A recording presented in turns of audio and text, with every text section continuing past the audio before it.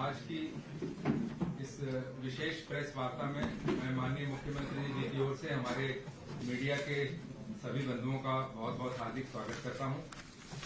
इस प्रेस वार्ता को आगे बढ़ाते हुए मैं माननीय मुख्यमंत्री जी से उनके उद्बोधन के लिए प्रार्थना करता हूं। मित्रों, आज के इस बातचीत में मुख्य विषय है जो ग्रामीण क्षेत्र के अंदर अपना जो पंचायती राज सिस्टम है, उस पंचायती राज सिस्टम के बारे में कुछ जो भ्रांतियां हैं या कई तरह के विषय चले पिछले दिनों में, केवल उसको स्पष्ट करने के लिए और आपके सामने विषय में रख रहा हूं। आपको कोई बात उसमें लगती है तो जरूर बाद में पूछ लें। पहली बात तो है कि जो पंचायती राज सिस्टम है ये 3 टियर सिस्टम है और 3 टियर सिस्टम में जिला परिषदें, पंचायत समितियां और ग्राम पंचायतें। कहीं एक मैसेज ये जाता है कि पंचायती राज में केवल पंचायतें ही आती हैं और पंचायतों में भी केवल सरपंच राज जो होता है वही होता है। तो पहली बात तो ये 3 टियर है। दूसरा, ये सरपंच राज के बजाय पंचायती राज, इस पर चलने का एक सिस्टम, क्योंकि हम इनको अधिक से अधिक ताकतें नीचे ग्राउंड लेवल पर दें, उसके लिए पिछले कुछ सालों से लगातार प्रयत्न कर रहे हैं। जैसा इंटर डिस्ट्रिक्ट काउंसिल के माध्यम से, जिला परिषद के सीओज के माध्यम से, सीओज की नियुक्ति भी हमने आकर की थी। पहले कोई सीओज की नियुक्ति नहीं होती थी, अब सीओज को भी लगाया गया है। और जिला परिषदों को उनको अलग से इंजीनियरिंग डिपार्टमेंट भी उनके लिए खड़ा किया जा रहा है, उनकी कैपेसिटी बिल्डिंग भी कराई जा रही है। सबसे पहले तो इसमें हमने पिछले दिनों में सीओज और जिला परिषद के चेयरमैन, इनकी बुला करके दिन भर एक मीटिंग की थी और उसमें कुछ बातें और हमने आगे बढ़ाई है। और उसमें जो चीज दोनों बार सरपंचों के साथ और जिला परिषद के साथ जो लागू होती हैं, कुछ तो वो बता रहा हूं मैं और कुछ जो है अलग अलग से भी इनका उल्लेख करूंगा। जैसे एक तो जब से चुनाव हुआ लगभग 1 क्वार्टर का समय शेष था, क्योंकि नवंबर में शायद चुनाव हुए थे, दिसंबर आते आते इनका ओथ हुई थी, तो जनवरी से लेकर और मार्च तक ही काम के समय बचते थे। फिर भी हमने जो एसएफसी का लास्ट क्वार्टर का पैसा है उससे भी ज्यादा पैसा, कुल 1100 करोड़ रुपया इनको एलोकेट किया था तीनों को, जिसमें जिला परिषदों का 110 करोड़ रुपया था और पंचायत समिति का 165 करोड़ रुपया और पंचायतों का 850 करोड़ रुपया। तो ऐसा ये 1100 करोड़ रुपए की राशि हमने भेजी थी। इस राशि को एसएनए अकाउंट उसके अंदर जमा कराया गया था। एसएनए अकाउंट एक ज्वाइंट अकाउंट होता है और उस ज्वाइंट अकाउंट में से ही और ये लोग अपने अपने काम के हिसाब से उसमें से पैसा ये निकाल सकते हैं। जो काम हो जाएंगे या जिनके टेंडर हो जाएंगे उसका पैसा उसमें रिजर्व हो जाता है। और उसमें जिला परिषदों को हमने कई जो उस दिन निर्णय किए हैं, पहला तो हर जिला परिषद का अलग से अपना कार्यालय होगा, 22 के 22। अभी कहीं एडीसी कार्यालय में बैठते थे, कभी डीसी कार्यालय में 2 कमरे होते थे, कहीं कहीं कोई किराया पर लेकर रखते थे, लेकिन हमने हर एक जिला परिषद का अलग से कार्यालय हो। सीओ वहां सरकारी अधिकारी बैठेगा और जिला परिषद चेयरमैन, वाइस चेयरमैन, उनका अपना एक वहां सिस्टम होगा। मीटिंग्स वहां करेंगे, उनका स्टाफ वहां बैठेगा। तो ये सारा एक विषय किया गया है। इंजीनियरिंग विंग की जैसे मैंने बताई उसका गठन किया जाएगा।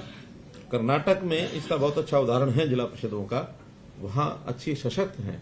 और हमने ये भी किया है कि कुछ प्रतिनिधि जिला परिषद का, एक आध आदमी, एक आध पंचायत समिति का, सरपंचों में से भी, और कुछ हमारे अधिकारी जहां जहां पंचायती राज सिस्टम अच्छा है उसको अध्ययन करने के लिए भी जाएंगे, ताकि वहां क्या अच्छा है उसको बेस्ट प्रैक्टिसेस जो भी हैं देश भर में उनको अडॉप्ट करेंगे।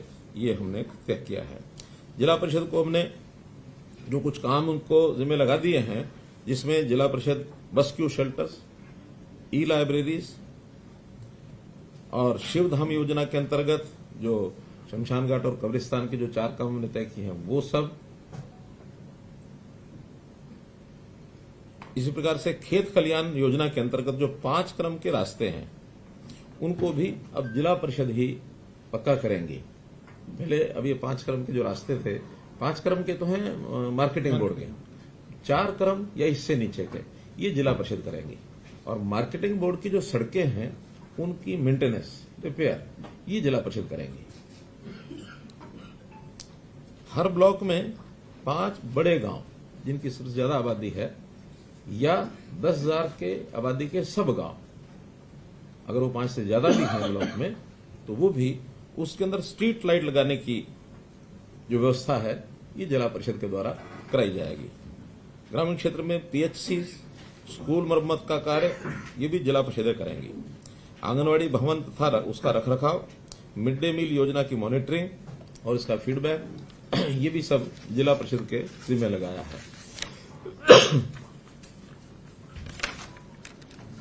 स्वच्छता अभियान के अंतर्गत भी जैसे शहरों में म्यूनिसिपैलिटीज कराती हैं, वैसे जिला परिषद घर घर कूड़ा एकत्र करने की प्रक्रिया वो भी उनके माध्यम से शुरू कराई जाएगी।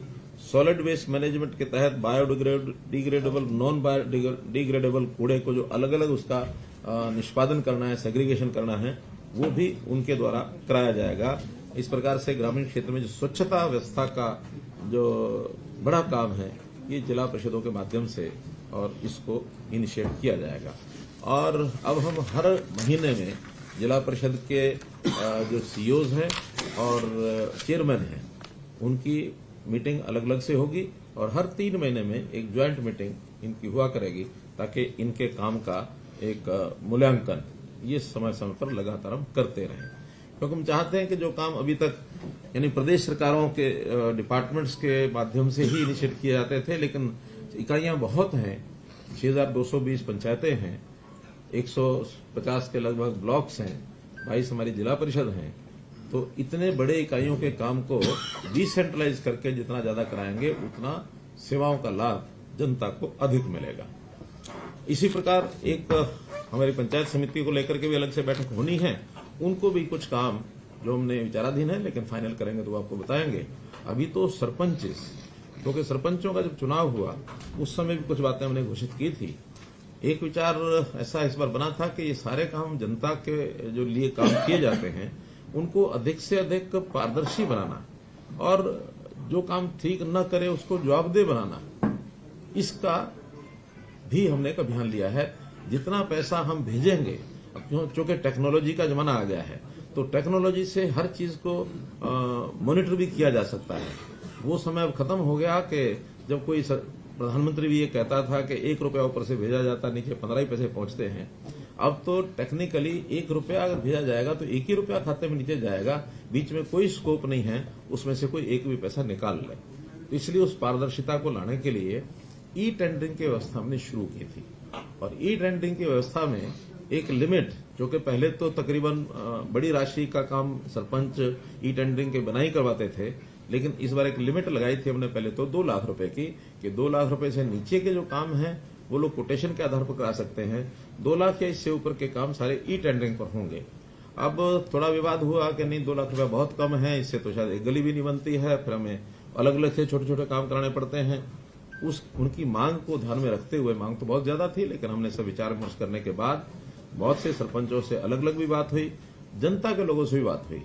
सो फॉर सो अभी 2 दिन पहले हिसार में किसानों का एक मेला था, कृषि मेला। कृषि मेला में लगभग 10,000 से ऊपर संख्या थी जहां मेरा संबोधन हुआ, और मैंने खुल करके पूछा, मैंने कहा ये ई टेंडरिंग के विषय में हमको जो हमारा स्टैंड है ठीक है कि नहीं है। तो सब ने हाथ खड़े करके और खूब तालियां बजाकर कहा कि ये बहुत अच्छा स्टेप है, इससे भ्रष्टाचार भी रुकेगा, पारदर्शिता भी होगी, काम करने वाले लोगों को, नए लोगों को भरने का भी अवसर मिलेगा, वरना तो वही फिर अपने अपने लोग और घूम घाम के उन्हीं को काम मिलता, वही करते हैं, दूसरे नए आदमी को आने का अवसर मिलता नहीं है। तो ई टेंडरिंग के कई फायदे हमारे हैं। तो उसमें से मैं ये तो नहीं कह सकता कि हर एक सरपंच मान गया होगा, लेकिन अधिकांश सरपंचों ने हमारी बात मान करके और काम कराने शुरू कर दिए हैं। हमने इसमें थोड़ा उनकी डिमांड को ध्यान में रखते हुए अभी निर्णय लिया है कि ये 2 लाख की बजाय इस लिमिट को हम 5 लाख रुपया कर रहे हैं, और 5 लाख रुपए तक के काम वो कोटेशन के आधार पर करेंगे। 5 लाख से ऊपर के काम सभी ई टेंडरिंग से होंगे।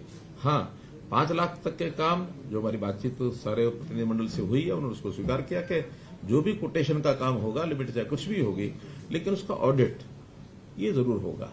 और ऑडिट का सिस्टम भी अब जिसको कहना चाहिए कि ऑनलाइन प्रणाली से ही होगा। ऑनलाइन प्रणाली से ही उसके जो एस्टीमेट हैं वो तैयार किए जाएंगे, ऑनलाइन उसकी एमबी भरनी होगी, बिल भी अपलोड होंगे, भुगतान जो है वो भी एक कॉमन पोर्टल से होगा। विषय आएगा रेट का। रेट्स 2 प्रकार के ये प्रचलित हैं। एक है HSR rates, Haryana scheduled rates, दूसरे हैं डीसी रेट्स। लोकल लेवल पर डीसी रेट शायद इसीलिए बनाए गए हैं कि हर जिले में इस प्रकार की चीजों के रेट थोड़ा डिफर करते हैं, चाहे रेत का रेट है, चाहे ईंटों का रेट है, चाहे मानो टाइल्स का रेट है, क्योंकि जो बल्कि मटेरियल होता है उस रेट को वहां के लोकल परिस्थिति के हिसाब से रखना पड़ता है, उसका फ्रेट कितना लगता है, कितनी दूर से लाना पड़ता है, इसलिए एक ही रेट नहीं रखा जा सकता। जहां ईंटें बनती हैं वहां थोड़ी सस्ती मिलेंगी, जहां ईंटें बनती ही नहीं है, दूर से आती हैं, तो स्वाभाविक है ईंट के रेट से एक बहुत बड़ा प्रतिशत उसका फ्रेट में जाएगा। यही स्थिति मिट्टी की, रेत की, इंटरलॉकिंग टाइल्स की, कभी कभी मजदूरी भी अलग अलग होती है। कुछ स्थानों पर मजदूरी सस्ती होती है, कहीं कहीं एनसीआर एरिया में मजदूर महंगा मिलता है, तो उन रेट्स का थोड़ा डिफरेंस ये हमेशा रहता रहा है। इसमें अब उनकी मांग क्या थी कि इन रेट्स को रियल लेवल पर लाया जाए जो मार्केट रेट है। हमने निर्णय करके उनको बता दिया है कि कुछ आइटम्स, खास करके जैसे इंटरलॉकिंग आइटम्स हैं या ईंटें हैं, जो एक स्टैंडर्ड कुछ तय किया जा सकता है उसका, इसका रेट कंट्रैक्ट करेंगे हर जिले का। ब्लॉक का है, जिले का सर, जिले का है सर। जैसे ब्लॉक लेवल पे अगर कोई वेरिएशन आती है तो कैप्चर करते हैं, बट ये डीसी रेट जो ब्लॉक लेवल पे करते हैं, इंटरलॉकिंग का जो रेट कॉन्ट्रैक्ट करेंगे वो डिस्ट्रिक्ट लेवल पर ही रेट कंट्रैक्ट होगा। उस रेट से सस्ता कोई लेना चाहे लेके लगा सकता है। क्वालिटी जो तय होगी, उसका पैरामीटर तय होगा, वही ली जाएगी। लेकिन अगर कोई व्यक्ति किसी व्यक्ति से कुछ नेगोशिएशन करके सस्ता भी लेना चाहता तो ले सकता है, लेकिन मैक्सिमम रेट वही होगा जो रेट कंट्रैक्ट होगा। रेट कंट्रैक्ट में जो पार्टीज टेंडर करेंगी, जो उसमें पार्टिसिपेट करेंगी और रेट मैचिंग जो करेंगी L1 को, उनको सबको सप्लाई करने का अवसर दिया जाएगा। किसी से भी मटेरियल जो है वो लिया जा सकता है। फिर इसकी जो गुणवत्ता की जांच करने के लिए सोशल ऑडिट सिस्टम, इसको हम स्थापित कर रहे हैं। अगले 6 महीने के अंदर इसका विधिवत एक सिस्टम बन जाएगा। वही गांव के प्रमुख लोगों की टीम बनेगी, वही उसका ऑडिट करेंगी, जिसके अंदर कुछ रिटायर्ड लोग होंगे, कुछ पूर्व जनप्रतिनिधि होंगे, जो एक सहमति के आधार पर ग्राम सभा को भी बताया जाएगा। उसमें भी अगर कोई गलत आदमी आया तो उसको बाहर करके ग्राम सभा की जो बैठक है उसके अंदर उसको सैंक्शन कराएंगे। ये आपकी यहाँ की सोशल ऑडिट टीम है। तो ऐसे सोशल ऑडिट के माध्यम से भी जांच की जाएगी। और एक हमने क्वालिटी एश्योरेंस अथॉरिटी ये बनाने का भी शुरू कर दिया है, बहुत जल्दी नोटिफाई हो जाएगी। छोटे बड़े प्रदेश में जो भी काम है, सबकी क्वालिटी को एक प्रकार से उसको सुनिश्चित करने के लिए ये जो क्वालिटी असेसमेंट अथॉरिटी होगी, ये अपना मैकेनिज्म खड़ा करेंगे। कहीं भी चलते हुए काम में भी वो चेक करेंगे। चलते हुए काम के बाद, यानी पूरा होने के बाद भी शिकायत मिलती है तो एक क्वालिटी एश्योरेंस अथॉरिटी उसकी जांच करेगी। नहीं, ये तो सबके लिए, पूरे प्रदेश में क्वालिटी एश्योरेंस अथॉरिटी हर सिविल वर्क के लिए, वो पंचायती पर भी लागू होगा, बाकी भी लागू होगा। और ये जो 5 लाख रुपए की राशि की लिमिट बनाई है नेगोशिएशन की, इसमें चाहे वो 5 लाख या 5 लाख से कम के काम हो, क्योंकि जरूरी नहीं कि हर काम 5 लाख का होगा, 2 लाख के भी होंगे, 3 के भी हो, 1 का भी होगा। तो ऐसे कोटेशन के आधारित कुल जो काम है उसकी मैक्सिमम लिमिट तो 25 लाख है बड़ी पंचायतों के लिए, लेकिन जो छोटी पंचायतें हैं उसका 1/3 से ज्यादा ये उसमें से नहीं करा पाएंगे। मानो कुल मिलाकर के है ही 50 लाख रुपया किसी पंचायत के पास, तो 17 लाख रुपए के काम वो उसमें से कोटेशन पर करा पाएंगे, बाकी काम ई टेंडरिंग से ही कराएंगे। तो ऐसे इसमें कोई और नया कुछ सुझाव आएगा। मानो बहुत छोटी पंचायतें भी कहीं कहीं हैं, है ही 5-7 लाख रुपया साल का जाता। मानो 1000 की आबादी होगी तो उसमें 1000 की आबादी में 2000 के हिसाब से कितना हुआ, 20 लाख। हाँ, तो 1000 की आबादी में 20 लाख रुपया जाएगा। तो उनके काम भी उतने छोटे छोटे उतने ही होंगे। अगर वहां बड़े काम का स्कोप नहीं होगा तो छोटे काम का दोबारा से भी सोच सकते हैं। लेकिन अभी पहले चरण में हमने ये सोचा कि कोटेशन के काम जो हैं वो मैक्सिमम तो 25 लाख, लेकिन 1/3 से ज्यादा नहीं सालाना। मतलब 75 लाख है तो 25 बन गया, अगर 20 है तो फिर वो 7 अगर 75 लाख से ऊपर भी किसी गांव का अलॉटमेंट है तो 25 लाख का काम करा सकता है।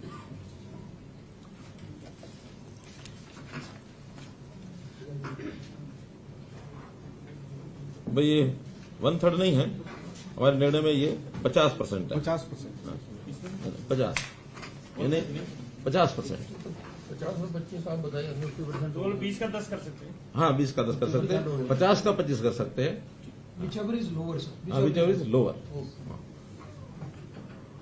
विच लोअर यानी अगर मान लो 1/3 के हिसाब से 30 होता तो 10 कर सकते हैं, लेकिन 50 होता तो 15 कर सकते हैं। थोड़ा लिमिट बढ़ जाती है इससे। 50% हो जाएगा। 50%। काम दोनों प्रकार के हैं, कुछ ई टेंडरिंग से होंगे, कुछ कोटेशन से होंगे।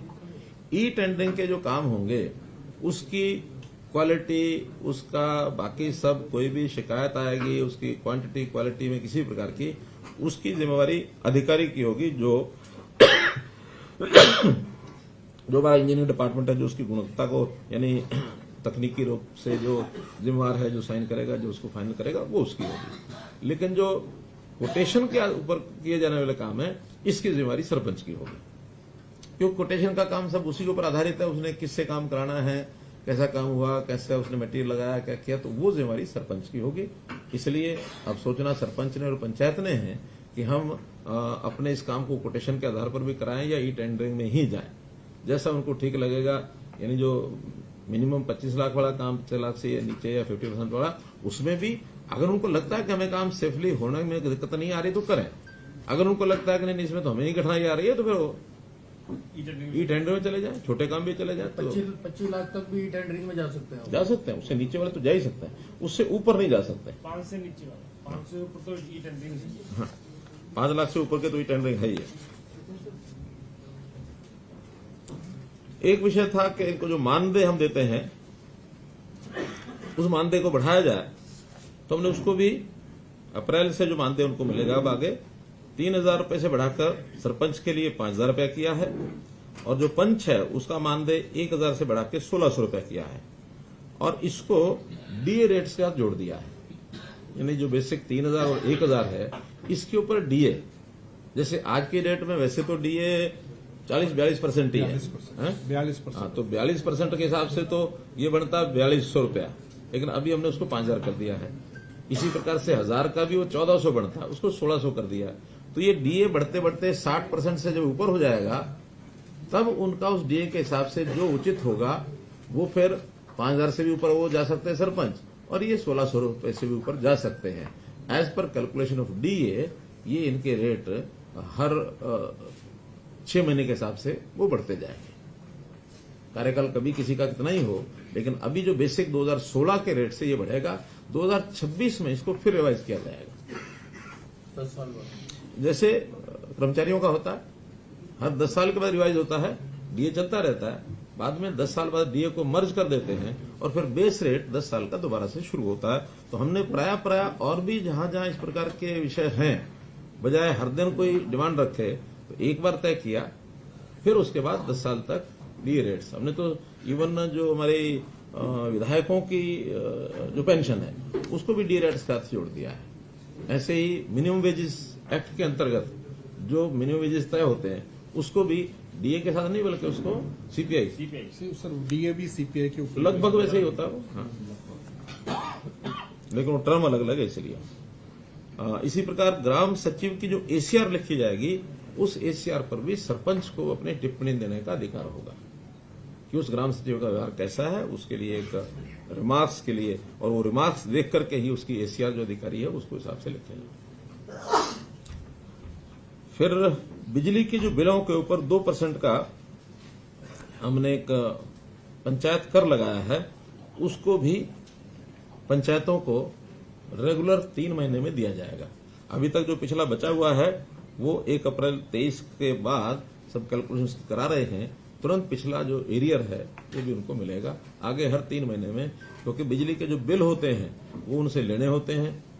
पंचायत घर का बिल है, कोई ट्यूबवेल का बिल है, कोई स्ट्रीट लाइट का बिल है, जो भी है ये सारे पंचायत से लेने होते हैं, और जो उनके एरिया में जितना भी बिल बनता है एग्रीकल्चर को छोड़कर, उसका 2% उनको देना होता है, उनका दे होता है उनकी तरफ।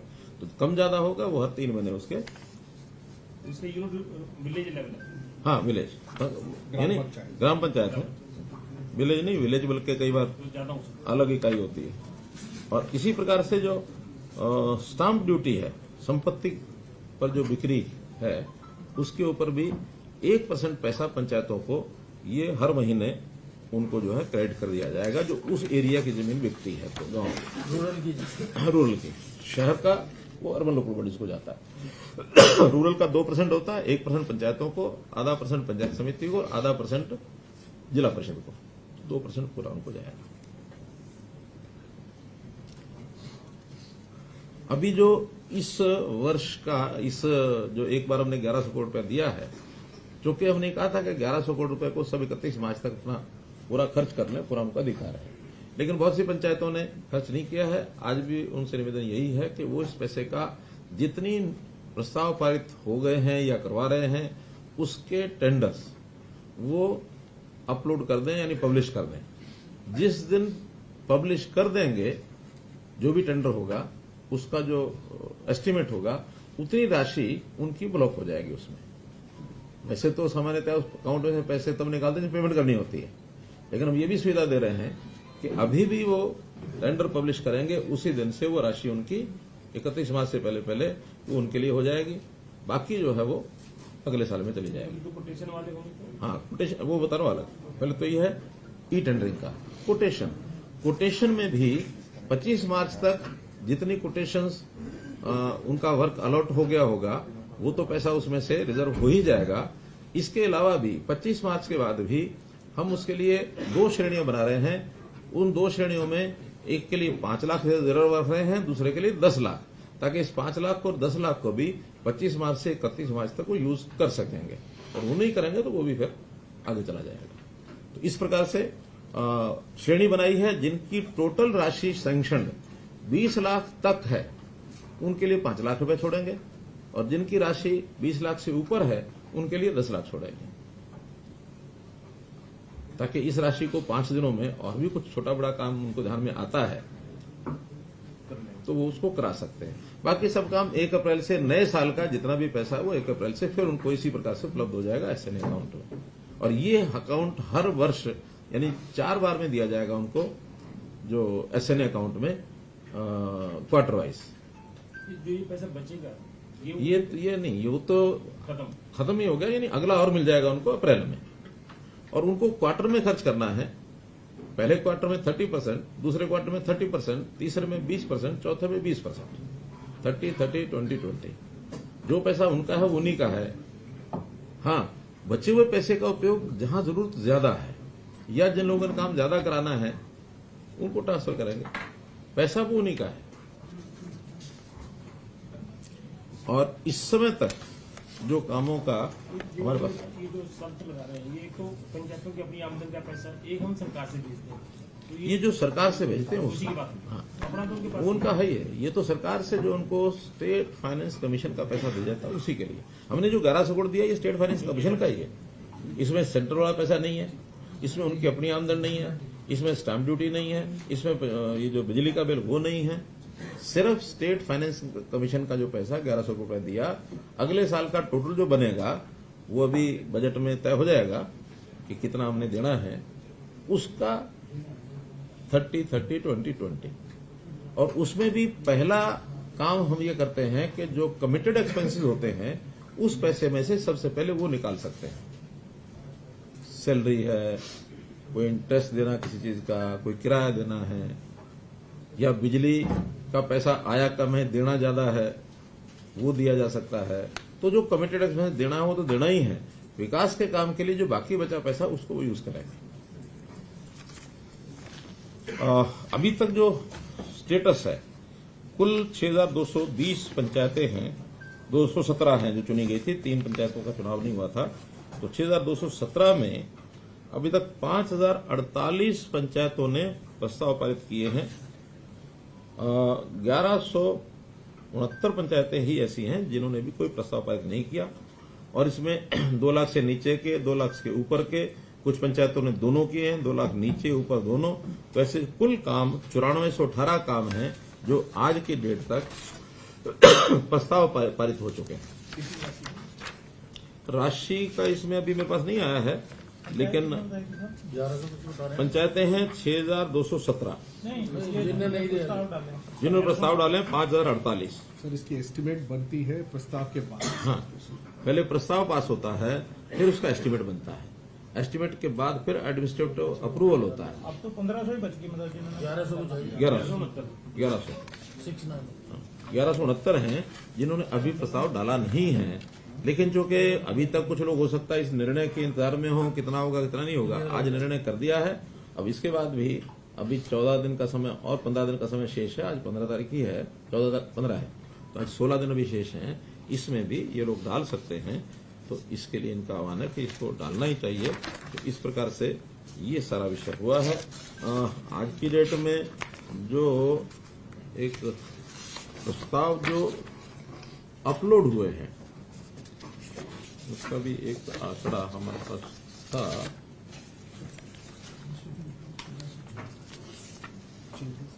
नहीं, 991 प्रस्ताव इसमें से अपलोड हो चुके हैं।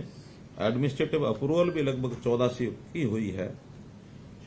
ये अब डले हैं, तो अब 991 डले, इसमें 7 दिन का 15 दिन का अमाउंट के हिसाब से टाइम होता है। तो कोई 7 दिन में क्लियर होगा, कोई 15 दिन में क्लियर होगा। 1044 हो गए जो टेंडर फ्लो। अब 1044 हो गए। मेरे पास 991 का आंकड़ा है, तो अभी लेटेस्ट 1044 है। ये तो हर घंटे में बदलता है। सर 2024 प्रस्ताव अपलोड हो गए हैं। हाँ। Tender flow. टेंडर प्रस्ताव तो अपलोड नहीं होते हैं। प्रस्ताव का तो फिर बाद में जाता है जेई को। प्रस्ताव जेई को जाता है, जेई उसका एस्टिमेट बनाता है। एस्टिमेट बनने के बाद फिर वापस पंचायत उसका